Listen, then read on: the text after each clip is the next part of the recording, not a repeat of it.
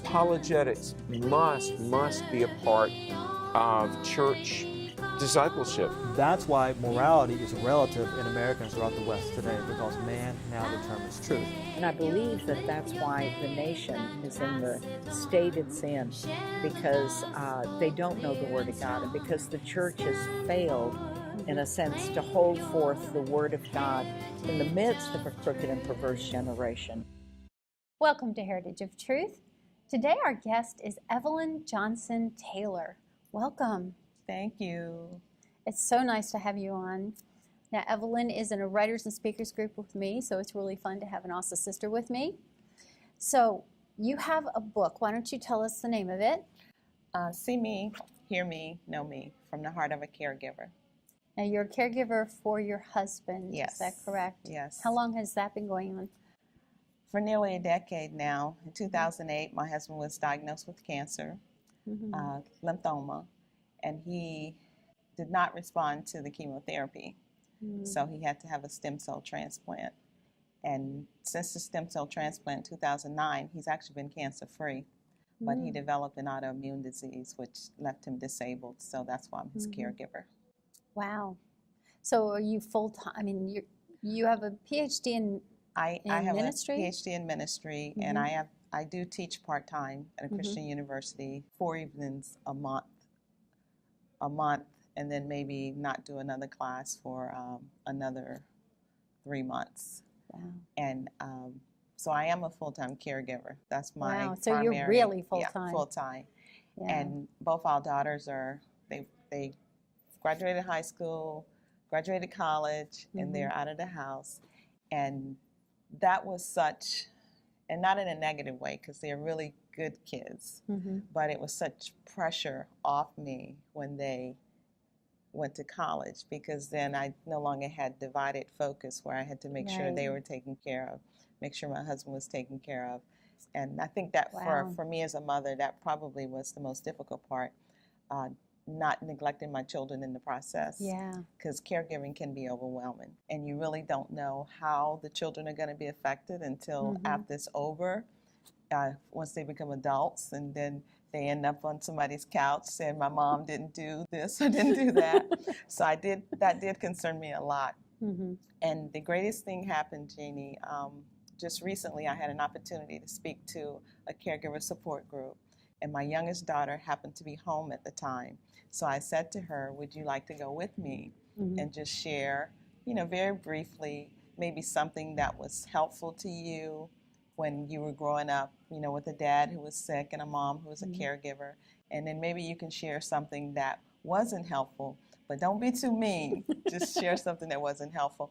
And I was pleasantly surprised. She said that as a teenager, even though her dad was sick, and of course she was concerned about that, it was not in the forefront of her mind.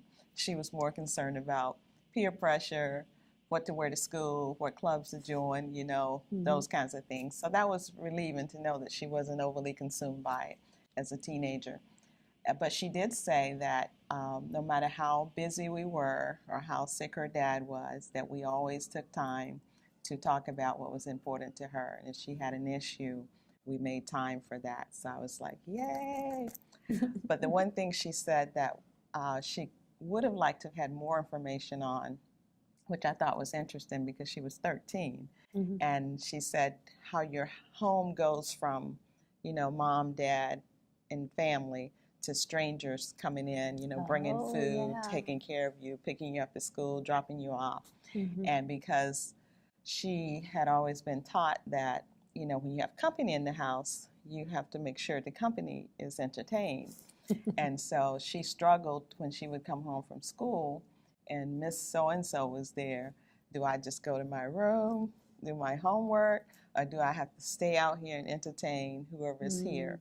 And so she said if we had given more information that these people are just here to help, you don't have to entertain them, they know what to do, she would have been more comfortable with strangers in the house. And I didn't even think about that. And I mean, at 13, why is she even thinking about that at 13? You just go in your room and close the door, right? Well, that means you were teaching her well about hospitality. That's well, yeah, great. I guess, yes.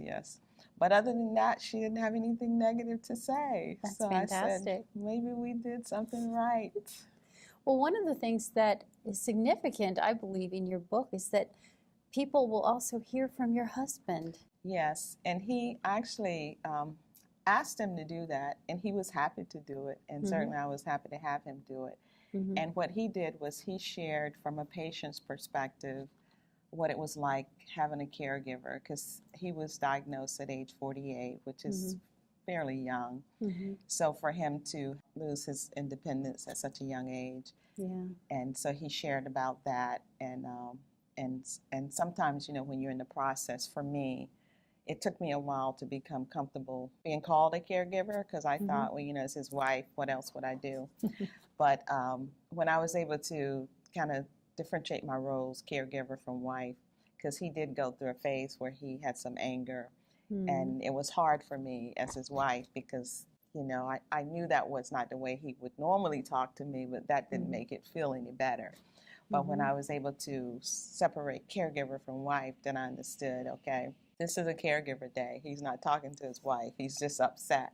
So he shares about that in the book as well, from his perspective, and how some of the things maybe he said or did, and that he would never intentionally say anything to hurt me, and that how important it was to him that I was there for him, or am there for him. So he was very kind as well. Maybe gave me more grace than I deserved, but he's a kind person.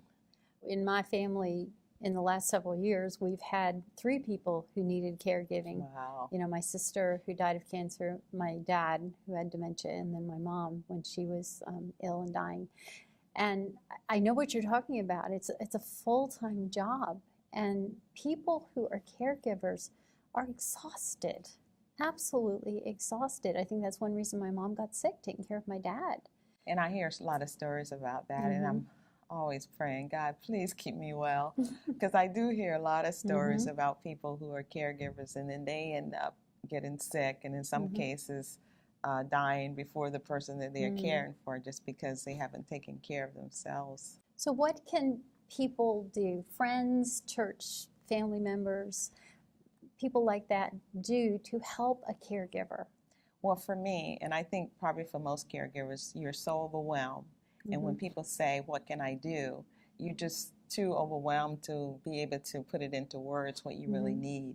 So one of the things that I learned is that to give people direct assignments, like when they say, what can I do? Instead of saying, oh, I'm just so overwhelmed, you know, give them something special, you know, like if I need you to go to the grocery store and pick up A, B, C, then say, this is my grocery list, can you pick that out for me? And I found that people actually, they want to help you, but they don't know how. So when you give them a direct assignment, then not only is it good for the caregiver, but it's also good for the person who's asked them to help, because then they get to complete the task and they feel good that they've been a help to you. So that's one of the things that I learned. And it was hard for me at first, because being very independent, and then of course my husband, he doesn't like to accept help from anybody other than me. And it's a humbling experience. Yeah, because he would, you know, I would have people come over and do some things that I didn't really want to do, you know, like lift 60-pound salt bags for the water treatment system. And he would say, don't have them do that. And I'm like, what? And it wasn't because he didn't feel like I needed the help, and it wasn't even because he didn't want me to have the help. But it was a reminder to him that he could no longer do those things. So when people would come over to help, then that was saying to him, you can't do that anymore. He's since gotten past that. And now he even calls people to come over and do things. So that works out well. But yeah, if you can just give them direct tasks to do, that's one of the things. And then the other thing is being a person who likes things done a certain way. You know, like most of us are like that, right? Yeah. And sometimes we feel like other people can't do it the way we want it done. Just learning to let people do what they do. Everything doesn't have to be done the way you want it, as long as it gets done. And that was hard for me, and it took me some years to get there. But I'm there now, so there, where if you want to help me do something, it doesn't matter as long as the end result is the same. Mm-hmm. And I tell my husband, because for years he would reload the dishwasher after I would load it. This was before he got sick, because there was a way he liked things in the dishwasher. I've experienced the same thing. Oh, really? And so I say to him now, does it really matter if the glasses are on the top or the bottom? As long as they're clean, that's all that matters. So I use that analogy with him. People may not do it the way you want them to do it, but as long as the results are the same, what difference does it make? Let it go. I've often heard people say that when someone has a need, you, instead of saying, what can I do, just look for a need and fill it. Now, sometimes I think that can work, but does that ever feel invasive? Well, I think it could, and it did for me. I mean, I don't have so much now people coming in doing things because, he's better. And the kids, I don't have the kids anymore, so it's not like you have to find somebody to stay with him while you take the kids somewhere. But that can be invasive because, again, being private and people invading your space and your territory, sometimes that can be hard. Yeah. And for a while, he was, basically in the bed all day. And that was very hard for me because, like your bedroom is special. You don't want people coming in and out. But people would want to come see him, and I knew he wanted to see them, so I just kind of bit the bullet and said, okay. So they come and they sit by the bed, and I try and put everything away so it looks neat. So it looks like we don't really sleep in there, And so, but yeah, invasive is a good word for that. So what would you recommend for people who want to help? Should they ask? Is there something, if I see a need, is it okay for me to try and help you with it, or what? I guess it would depend on the circumstances. Like for me, I would have people who would offer to drive my husband to appointments, which was very helpful to me because being the only driver, and at the time I had two daughters who lived with us, and trying to, all that. So to have somebody drive him to an appointment and then sit with him there because he liked the company, and some of them were long appointments, but they would stay with him and sit with him and then bring him back home. And that was like, you could not have paid to make, that was more valuable to me than money because it gave me some time to where I knew he was in safe hands, he was occupied, and he would be returned. And I didn't have to go or come. So things like that I think are helpful. But again, it just depends on the situation, what the person needs. We're not so big on people preparing meals for us just because he's a picky eater, I'm a picky eater. So most meals are probably not a good thing could benefit from. He likes a lot of sweet stuff, so people will my neighbors bring him dessert almost every day, so he likes that, but anything to do with protein, vegetables, So it just depends on what the person needs, I think. How would you encourage somebody out there who is a caregiver right now? I would say, and for me, because my background is also nursing, so when I went into it, I was fully prepared for the physical aspect of doing what I needed to do. It was the emotional part that was hard for me. And my husband went through a period of anger where he just felt like giving up really and just not wanting to live. And that part I was not prepared for because as the husband, I always looked to him for support emotionally. And then I found myself in a place where I was constantly having to say, no, we wouldn't be better off without you. No, you're going to be better. And it was just so draining to me to be pouring out like that over and over and over with nothing coming in. So that part was hard for me, the emotional part. Right. So I would say to people who are caring for loved ones, care for them in a way where they know they're loved, but don't lose yourself in the process of it. Because if you're constantly pouring out and nothing's coming in, then you become drained and not just physically sick, but depressed and anxiety and just wanting to crawl into that space where that person is and wanting to give up as well. So just try and care for them in a way where you don't lose yourself. Make time to do some fun stuff, even if it's just going for a walk in your neighborhood or going to lunch with a neighbor or a friend.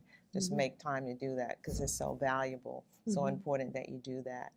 Because if you don't, then there's the possibility of becoming burnt out and experiencing even bitterness because feeling like you have to do this and what's been taken from you in the process. And you don't want to get to that place. So I would say make time to do some fun stuff. And the things that we talked about earlier, accept help from other people and not be so hard on yourself. Even if you do have those times when you feel disappointed, don't beat yourself up and feel so guilty about it, because it is disappointing to plan a life, in my case, with my husband, of what we would do in our future and then have all that taken from us. So it is disappointing. But one thing I know for certain, that God is faithful. And I know that this is not my full story. This is just part of it. It's a long chapter, but it's not my whole story. So I know that the best is yet to come. So I have that faith and that hope. And he does too. Did it test your faith? It did, and I actually write about that in the book because as pastors, we were pastors, and we had preached faith and taught faith for many years. And then when this happened, it put us in a space where our faith would be tested like never before. And when it's tested, you usually grow, don't you? You do. And you think about it. I know I think about in those moments, I think, what good can come from this?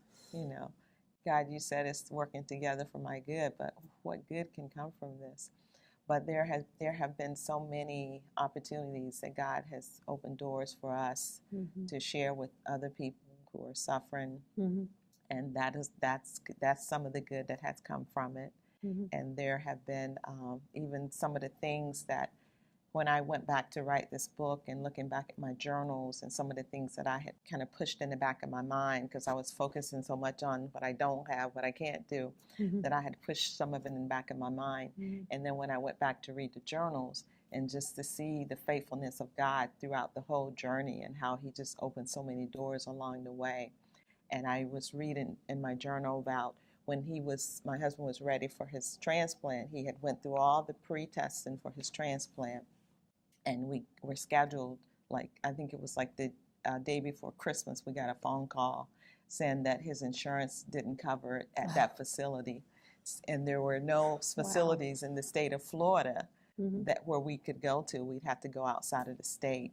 And just to see how God turned that situation around and worked it out and his company, and we're able to negotiate with the hospital to have it done there where we live. And just things like that. And so even though the situation was not good, God was working good in it and just working things out for us along the way. And that has been my testimony, that God is faithful. God is faithful. He's faithful. That is faithful.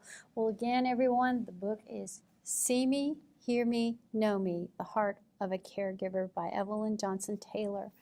Thank you so much for being our guest. Where can people find you online? They can visit my website. It's www.evelynjtaylor.org. Thank you so much for being our guest. Thank you. Love it. I know